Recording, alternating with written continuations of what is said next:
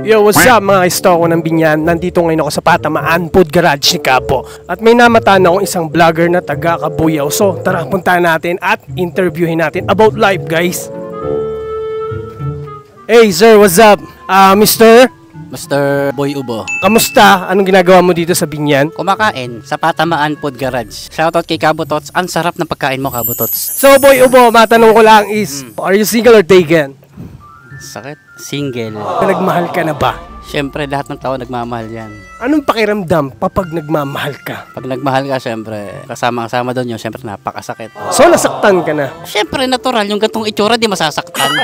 Sino tong tao na nakasakit sa'yo? Malamang babae. Hindi naman lalaki. Ano to, ex mo? Ano ka ba? Malamang ex ko yan. Wala may iba mananakit sa akin ngayon dito, kundi ex mo. Anong reason bakit kayo naghiwalay? Hindi ko alam kasi ako naman matino naman akong lalaki. Okay, Loyal din ako, faithful. So nasa akin na lahat ng hinaharap. Parang kumbaga ano ko Daniel. Doon yung katangian ko, Daniel. Yung problema lang, hindi ko nakuha yung itsura ni Daniel eh. Ano ba to? May reason ba to ng third party? Siguro, may reason naman ng third party kasi kadalasan naman ng mga nakakarelasyon ko, lagi ko pinagpapalit. Yung ex-girlfriend mo, ilang taon kayo nagtagal? Actually, 2 weeks. As in 2 weeks lang kayo, relationship nyo? Oo, kasi alam mo, yung pagkasagot sa akin, nauntog. Parang pinaglaruan ka lang. Actually, kala nga niya, laruan ako eh.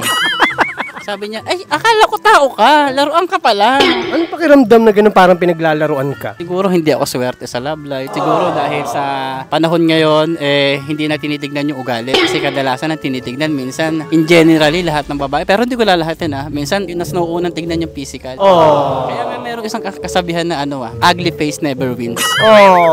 So parang dinadown mo yung sarili mo? Kasi yun naman yung reality. Kasi example ako pag nanligaw ko sa babae, sobrang effort ko. Kaso ang problema, hindi ako kahit anong effort mo, kahit anong bait mo, kung hindi ka gwapo, useless ang lahat ng effort.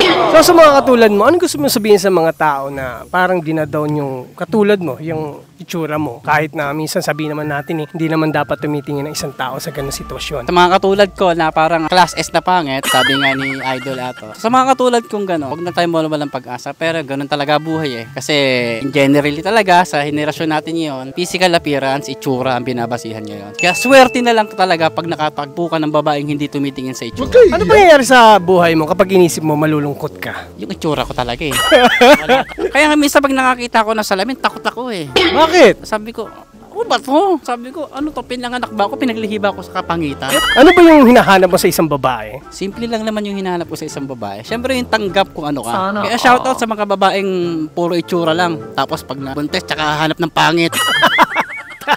Diba? Tsaka, ay nako, nagigigil ako sa inyo. May pinagsisisihan ka ba sa sarili mo? Meron yung itsura ko talaga.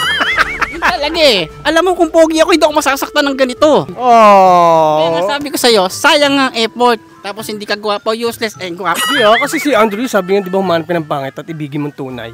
Nung panahon niya yun. Okay, iba na panahon ngayon.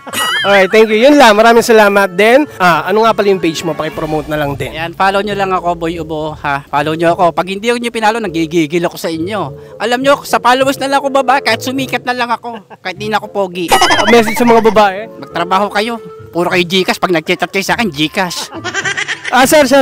Saglit lang, sir. May question pa ako ulit. Tanong Siyempre, curious ako sa kapugian mo. Sa ngayon, dahil broken ka, anong mas pipiliin mo? Yung taong mahal mo o yung taong mahal ka? Siyempre, yung taong mahal ako. Bakit? Mahal ko na sarili ko. Ano natutunan mo sa naging heartbreaks mo? Huwag magpauto. Dahil uto-uto ako May nag-PM na sa akin, may Gcash ka, nagsisend agad ako. Marupok ako Marupok ka? Oo. Sir, salamat, sir. Sige, makakaalis ka na sige.